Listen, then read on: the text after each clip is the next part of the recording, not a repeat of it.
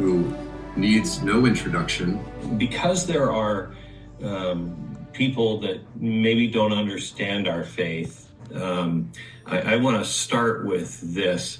Our faith believes in the freedom of speech. Our faith believes in the freedom of religion. Our faith, when Brigham Young and the Saints were chased out of the country, they ended up in a faraway place that wasn't even part of America at the time, and that was Utah. And one of the first things they did was hold a parade with the Declaration of Independence and the Bill of Rights. I don't know who was there to watch it, and there weren't any streets or anything else, but it was to drive home the message that people can go wrong, but the principles of our country are true. That doesn't mean we always live up to them.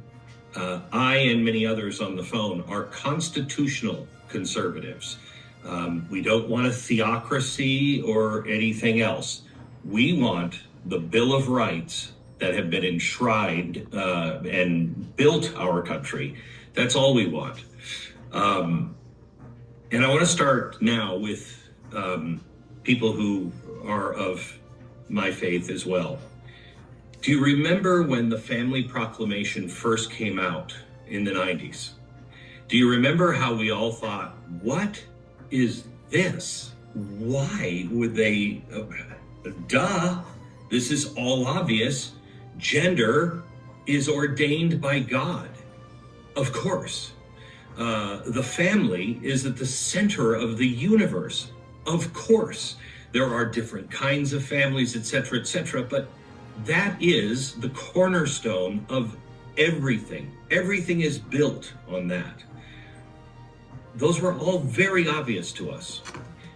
They obviously saw what was coming. They obviously, our leaders of our church saw this.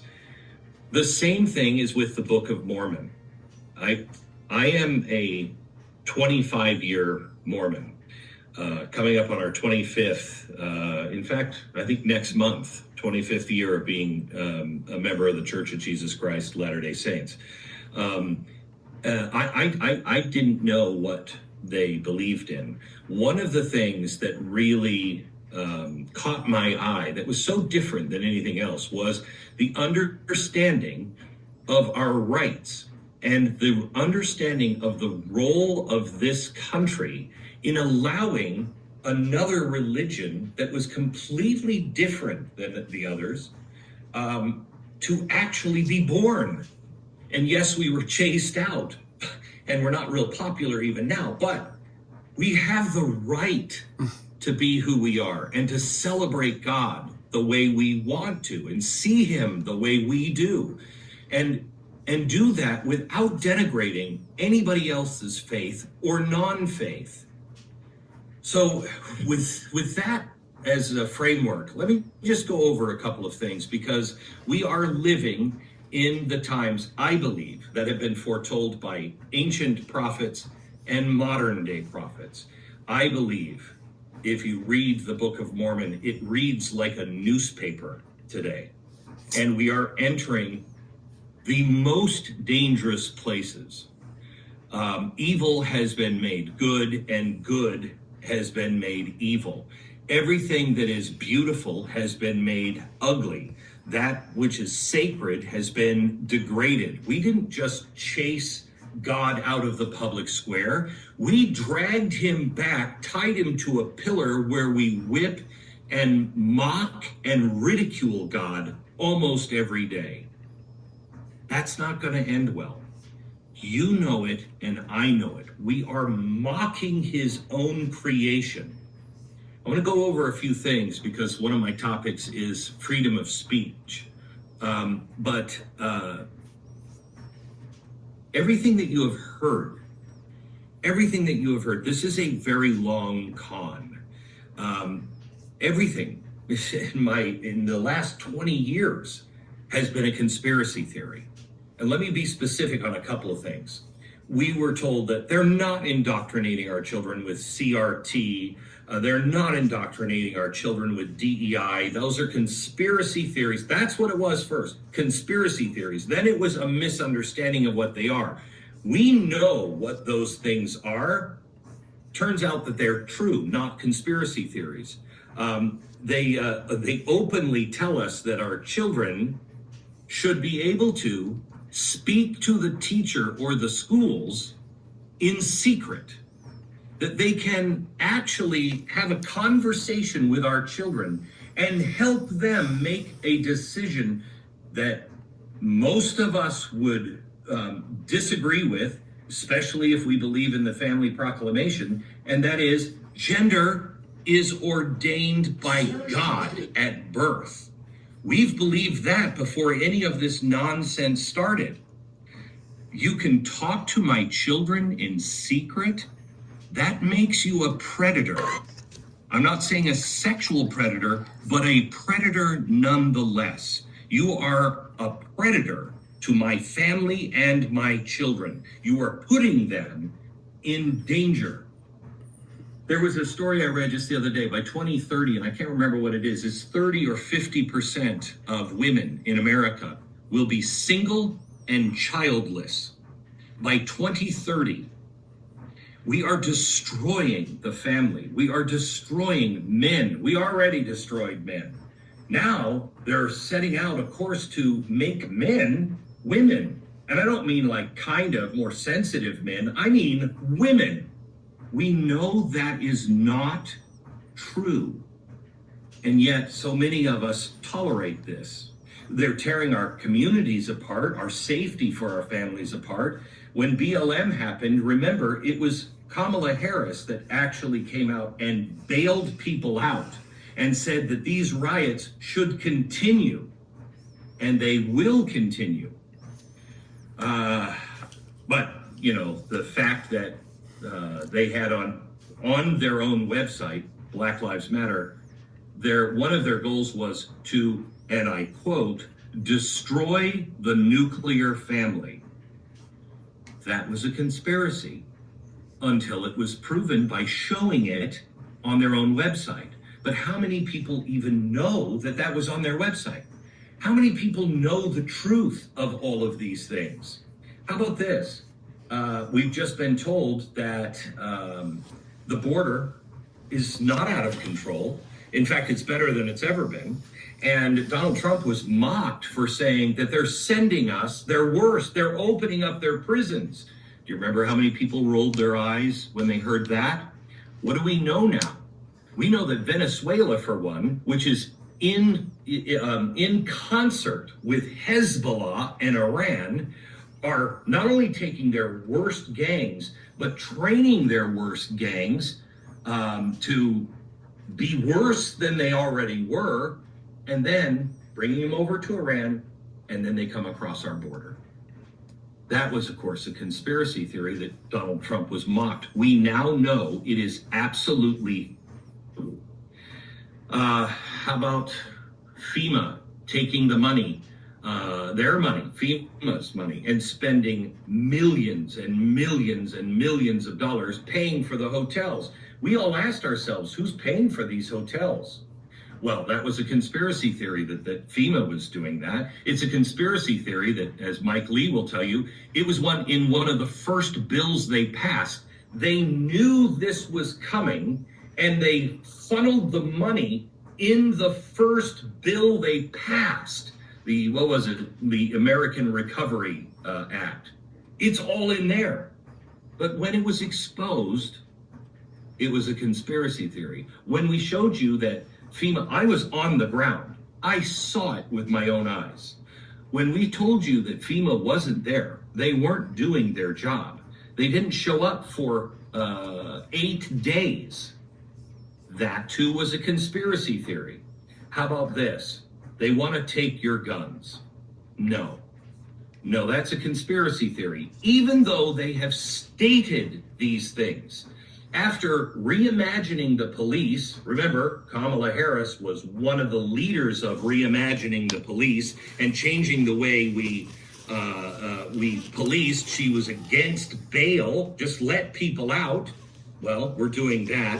So they've put our families in danger, called us bigots if we didn't agree with it, and then on top of that, they want to take your guns when your family has to defend itself because the police in a lot of big cities don't show up anymore.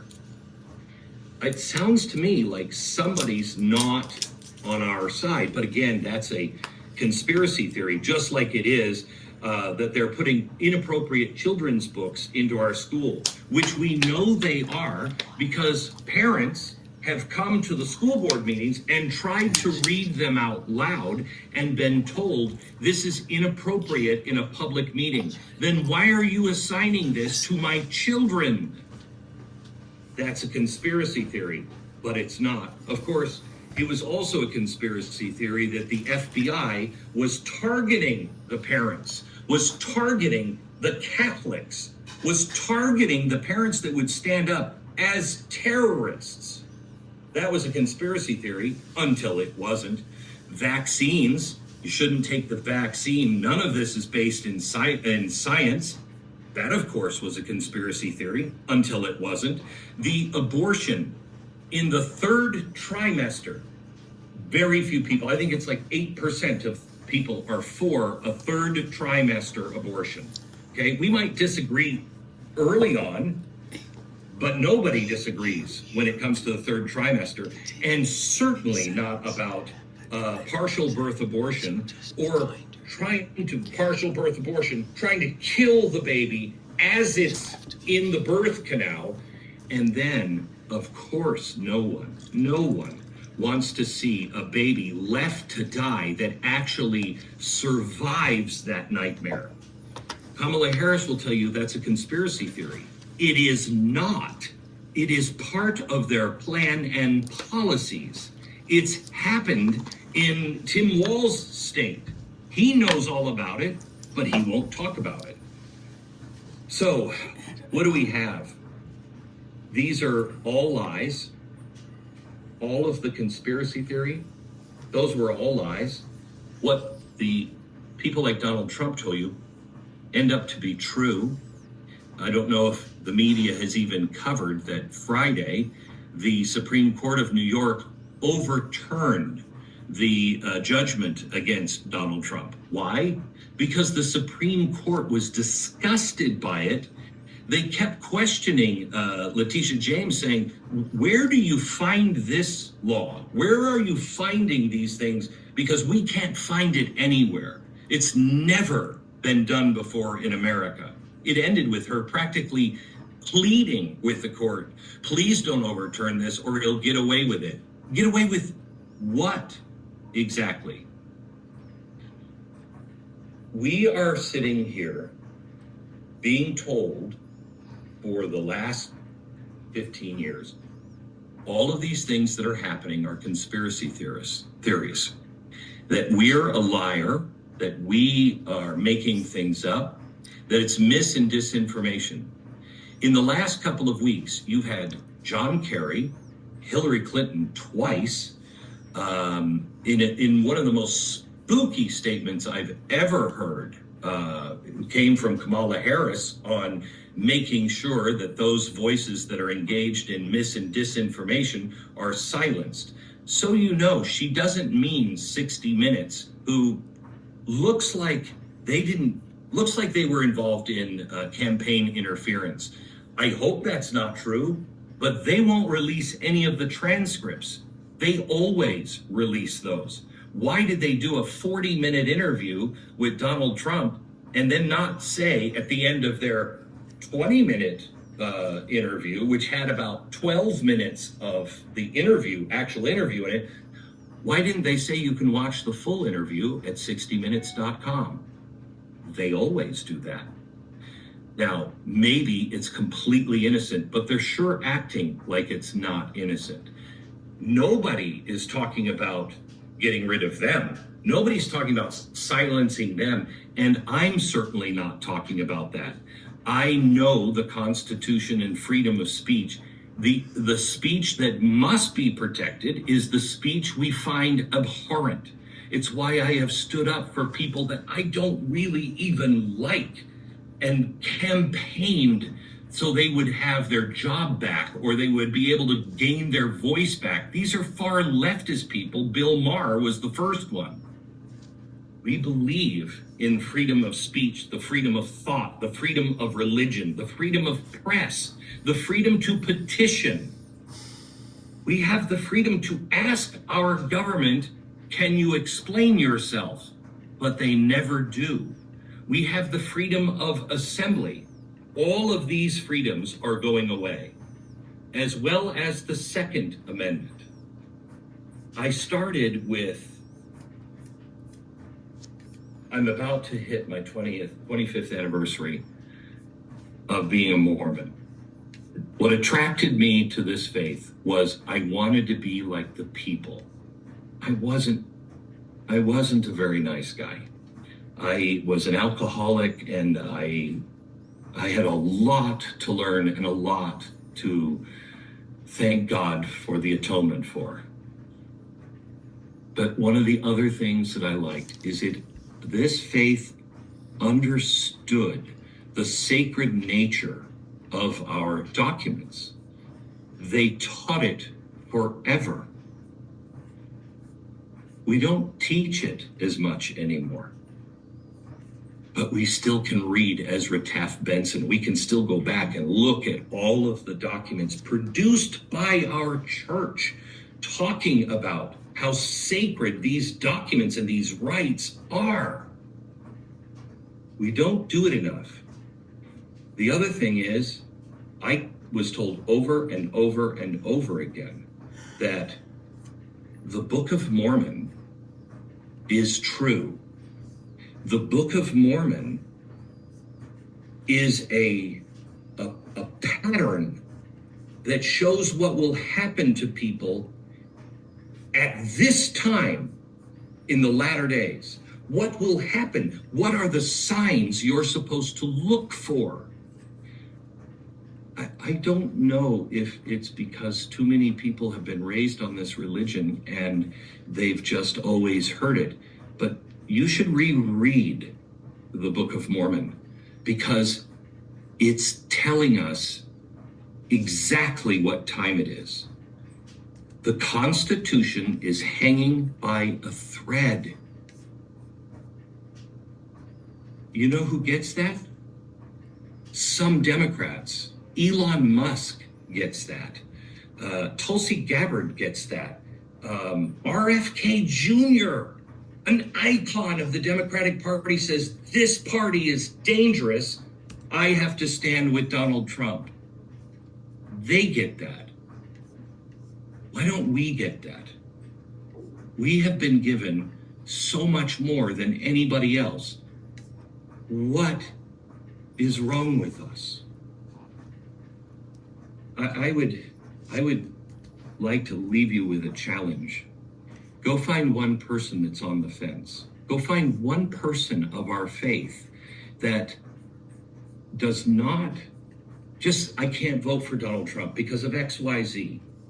If it's because of who he is as a man or what he's done with his, divorces and everything else, if you want to know what Donald Trump thinks about women, ask his daughters.